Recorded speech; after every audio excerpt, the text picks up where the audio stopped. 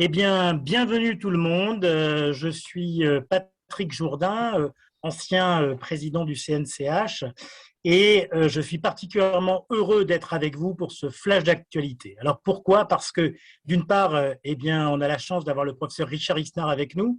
Richard Isnard qu'on ne présente plus, qui fut un de mes maîtres dans la science cardiaque, et finalement, il a réussi à me convaincre de continuer. Donc, ce qui est quand même une bonne nouvelle et qui va nous parler surtout d'éléments très pratico-pratiques. Pourquoi? Parce que le CNCH, c'est finalement le maillage de territoire sur l'insuffisance cardiaque. Rappelons que 60% des patients hospitalisés sont hospitalisés dans les hôpitaux du CNCH. Et donc, ceux qui sont en première ligne, je n'allais pas dire face à la crise, maintenant que le Covid est un peu passé, mais dans la chronicité de l'insuffisance cardiaque, ce sont les cardiologues des hôpitaux, des centres hospitaliers généraux. Et qu'on sait qu'au fil du temps de la recherche, etc., eh bien, l'insuffisance cardiaque est passée de la cendrillon de la cardiologie, telle qu'on l'exprimait avant, à un peu, j'allais dire, la mine d'or, mais dans le bon sens du terme. La mine d'or dans le sens où nous, mineurs de fond, nous pouvons aller chercher les pépites pour soigner nos patients. Et la vraie question, j'allais dire, c'est un peu comme dans le Pac-Man, c'est un peu comme dans tous ces petits jeux vidéo. L'important, c'est d'aller dans le bon ordre pour ne pas tomber sur les fantômes ou ne pas tomber, j'allais dire, pour nous, sur les effets secondaires. Alors, il a accepté de remporter, en tout cas d'essayer de réussir ce défi, qui est d'arriver à nous mettre l'esprit au clair sur la prise en charge de l'insuffisance cardiaque. Richard, tu as 8 minutes. Merci Patrick. Alors attendez, je reviens. Voilà, j'espère que tout le monde voit mes diapositives. D'abord, merci pour votre invitation et bonsoir à toutes et à tous. Le titre auquel je dois répondre, évidemment, c'est un peu une gageure en 10 minutes. C'est les nouvelles recommandations de l'insuffisance cardiaque, comment les implanter en pratique. Ces nouvelles recommandations, vous les connaissez et je pense que l'information majeure, c'est qu'on est passé d'une stratégie thérapeutique de pas à pas à une stratégie thérapeutique un peu de globalité, c'est-à-dire qu'on a maintenant 4 classes médicamenteuses qui ont montré une efficacité pour réverser la mortalité dans l'insuffisance cardiaque. Et en plus de ces 4 classes, il faut en général adjoindre un traitement diurétique pour limiter ou contrôler les signes de congestion.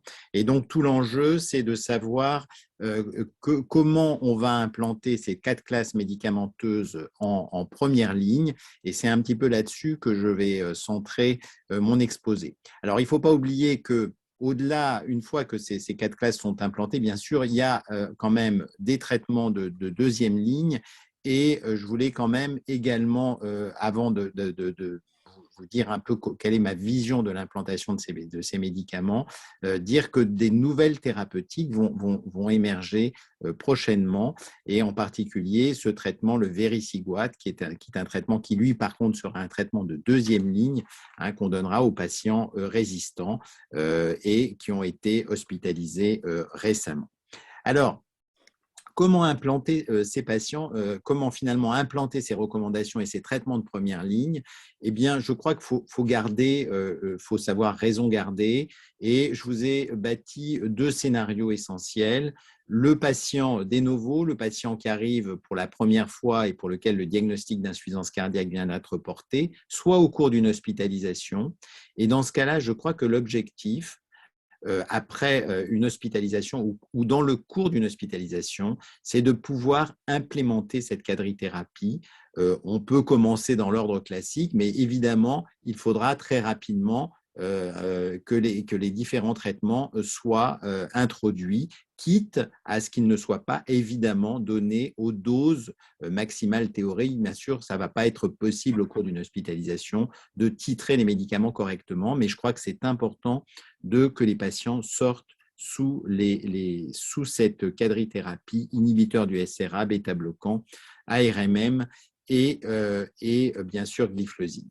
Après, l'autre schéma, c'est le schéma du patient de novo en consultation. Et là, bien entendu, au cours d'une consultation, il ne sera pas possible de donner immédiatement la quadrithérapie, mais on pourra essayer d'introduire ces différents médicaments en quelques semaines. Et je crois qu'il faut essayer bon, d'aller relativement vite et d'éviter cette fameuse inertie thérapeutique qu'on décrit toujours en introduisant, là aussi, on peut le faire dans l'ordre, mais on peut également, je crois que l'ordre est finalement assez discutable. Pour les patients chroniques, c'est un peu plus facile puisqu'en général, il y a une base thérapeutique et là, finalement, il suffira d'ajouter bien souvent la glyphlosine, sans oublier bien sûr les anti-aldostérone qui sont souvent et encore pas assez souvent donnés. Alors, les quelques principes que je dirais dans cette introduction, c'est bien sûr ne pas attendre la dose maximale théorique pour introduire une nouvelle classe, parce que sinon, ça va être beaucoup trop long. Et je pense qu'il vaut mieux donner la totalité des classes à dose non maximale plutôt qu'une classe ne soit pas donnée. Je pense que idéalement, on introduit, on ne titre qu'une classe à la fois, mais ça, je crois qu'il faut le moduler parce que vous savez qu'on peut assez facilement en hospitalisation, voire même en consultation, introduire à la fois un inhibiteur du système rénine-angiotensine et un bêta-bloquant, et puis aller assez vite sur les autres thérapeutiques. Je pense qu'on peut garder l'ordre puisque finalement, c'est les nouvelles études, l'étude d'APA-HF et l'étude Emperor-Reduce ont montré que finalement, ces nouveaux traitements des glyphlosines étaient donnés chez des patients qui recevaient déjà les traitements médicaux qu'on connaissait. Mais il faudra bien sûr, pour la titration notamment, s'adapter au profil patient. Et notamment, là, ça concerne plus la titration. Bien sûr, c'est finalement ce petit jeu, cette petite cuisine que chacun fait en fonction de la fréquence cardiaque, de la pression artérielle, de la fonction rénale, de la kaliémie, de l'existence ou non de signes congestifs, qu'on va être amené à titrer d'abord plutôt telle classe plutôt que telle autre. L'avantage, encore une fois, de cette nouvelle classe médicamenteuse des glyphlosines, c'est qu'il y a une seule dose thérapeutique, donc on n'a pas de titration à faire, il n'y a pas d'effet secondaire majeur, et je pense que là, en termes de pression artérielle, de fonction rénale, de potassium, de fréquence cardiaque, qui sont souvent les obstacles à la titration. Le dernier petit point que je voulais aborder avec vous au sujet de ces recommandations, c'est dire qu'il y a une place qui est faite particulièrement à la sortie d'hospitalisation, et c'est évidemment quelque chose auquel vous êtes, vous, hospitaliers, fréquemment confrontés. Et voilà ce que nous disent un peu les recommandations. Bien entendu, éviter si possible la persistance de signes congestifs à la sortie et optimiser les traitements. On nous dit aussi que, et ça va dans ce que je viens de vous dire précédemment, que les traitements PEROS evidence-based doivent être prescrits avant la sortie. Donc, encore une fois, l'objectif, c'est que cette quadrithérapie, et quand je parle de quadrithérapie, je ne mets pas les diurétiques dedans, soit donnée à la sortie de l'hôpital. Il y a la fameuse visite précoce maintenant qui a réellement droit de citer avec une recommandation très forte, même si c'est un niveau d'évidence de C, mais en tout cas, vous voyez, une visite précoce, 1 à 2 semaines doit être programmée. C'est évidemment un objectif, c'est sans doute pas toujours réalisable, mais je crois qu'il faut garder cet objectif, bien entendu, pour évaluer la congestion, évaluer la tolérance des médicaments et poursuivre la titration.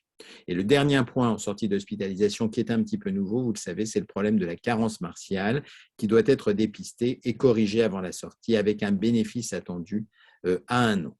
Donc voilà un petit peu ce que je voulais dire sur ces recommandations. Bien entendu, en 10 minutes, on choisit évidemment de faire un focus uniquement sur les choses qui paraissent les plus importantes, mais il y a un challenge qui est d'implémenter cette quadrithérapie assez rapidement. Il faut quand même savoir raison garder et pas stresser plus que ça. Je pense qu'on peut introduire les médicaments, qu'il y a des médicaments qui sont assez bien tolérés. Bien entendu, il faut tenir compte du profil du patient, des obstacles à la titration qu'on connaît, qui sont la pression, la fonction rénale, le potassium, en tenir compte et faire de notre mieux pour que cette quadrithérapie soit implémentée assez rapidement. Merci de votre attention. Eh bien, merci Richard. Et encore une fois, je crois qu'il n'y a pas de défi que tu n'aies pas relevé. Donc, celui-ci est relevé. Et je crois que ce qui est très intéressant, en plus dans ce que tu as dit et dans ta synthèse, c'est de dire que finalement, il faut peut-être un peu de tout plutôt que beaucoup de pas grand-chose.